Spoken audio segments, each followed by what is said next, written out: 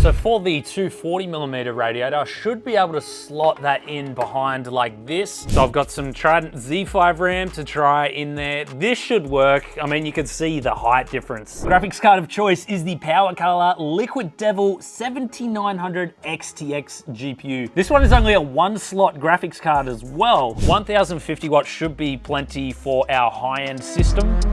Look at that, she's all tubed up. We went for a lot of 90-degree bends. It kind of follows the case designs on all of the panels, so I think it looks quite unique and really interesting in this case.